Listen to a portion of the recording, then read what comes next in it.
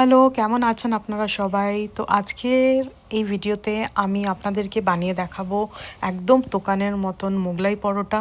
সেটা আপনারা বাড়িতে কিভাবে বানিয়ে ফেলতে পারবেন খুব সহজ পদ্ধতিতে, কয়েকটা ইনগ্রিডিয়েন্টস দিয়ে, আর তার সাথে আলুর দম।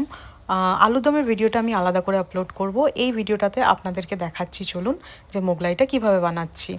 প্রথমেই আমি ময়দাটাকে মেখে নিয়েছি একটু নুন, একটু চিনি আর একটু রিফাইন্ড অয়েল দিয়ে। তো সেটাকে মেখে ময়েম দিয়ে আমি বেশ খানিকক্ষণ রেখে দিয়েছিলাম, 15-20 মিনিটের মতন। তারপরে এখান থেকে লেচি কেটে নিচ্ছি আর একটু আবার তেল দিয়ে আমি এটাকে বেলে নেব। ময়দাটা যেন খুব ভালো মতন ময়েম দেওয়া হয়, তাহলে দেখবেন আপনাদের মোগলাই পরোটাটা খুব খাস্তা হবে দোকানের মতন, আর একদম ফ্লাফি হবে। তো তাই জন্য ময়দাটা যখন ময়েম দেবেন একটু ভালো মতন মেখে বেশ খানিকক্ষণ ধরে রেখে দেবেন এটা রেস্টে। এবার আমি আমার শেপ অনুযায়ী একটা পরোটার মতন বেলে নিচ্ছি এই লেচিটার থেকে। একটু পাতলা করে বেলতে হবে এটা, যাতে ভেতরটা কাঁচা না থাকে। একটু মোটা হয়ে গেলে ভেতরটা কাঁচা থেকে যাওয়ার সম্ভাবনা থাকে।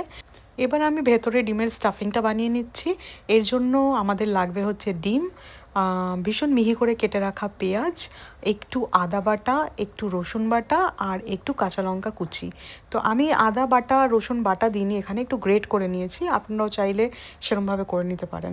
তার সাথে আমি দিয়ে দিচ্ছি হচ্ছে একটু নুন আর স্বাদ মতন একটু গোলমরিচের গুঁড়ো। সেটা দিয়ে আমি এই যে স্টাফিংটা ভেতরে থাকবে মোগলাইয়ের, সেটাকে বানিয়ে নেব এখন।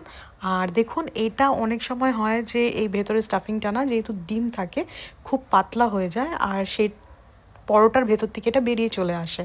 তো সেটাকে একটু মোটা করার জন্য আমরা এর মধ্যে দিয়ে দেব একটু ব্রেড ক্রাম্বস। এটা আমি বাড়িতেই বানিয়ে নিয়েছিলাম। পাউরুটির যে বাইরের অংশটা থাকে সেটাকে শুকনো খোলায় একটু ভেজে নিয়ে মিক্সিতে গুঁড়ো করে নিয়েছিলাম।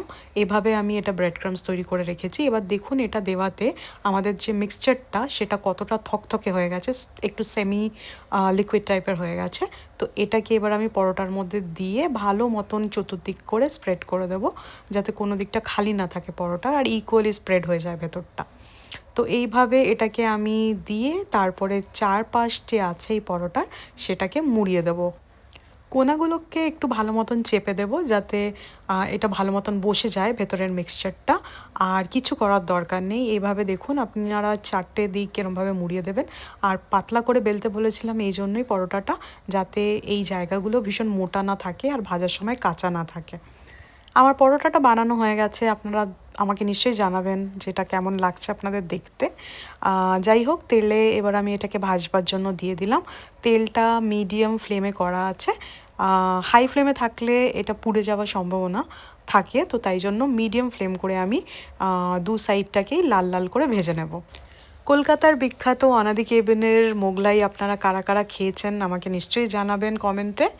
তো দেখুন, আমার মোগলাইটা ভাজা হয়ে গেছে। এবার এটা আমি তুলে নিচ্ছি আর এবার এটাকে আমি সার্ভ করে দেব কিছু সস আর একটু স্যালাড দিয়ে। আপনারা চাইলে মোগলাইটাকে এরমভাবে একটু কেটে নিতে পারেন ছোট ছোট পিসেসে, সেটা খেতেও ভীষণ সুবিধা হয়, আর আপনি যখন কাউকে এটা সার্ভ করবেন সেটা দেখতেও খুব ভালো লাগে। তো তাই জন্য দেখুন, আমি এটাকে ছোট ছোট পিসেস করে কেটে নিচ্ছি এখন। আর সাথে আমি সার্ভ করেছি আলুর দম আর একটু সস আর পেঁয়াজ দিয়ে।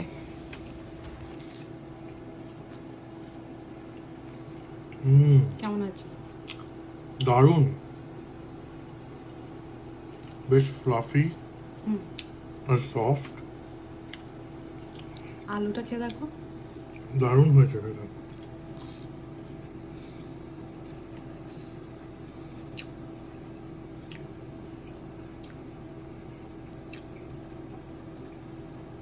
নরম হয়েছে আলুটা।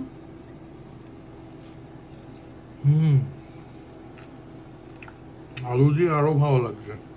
দারুণ হয়েছে, দারুণ হয়েছে। Thank you.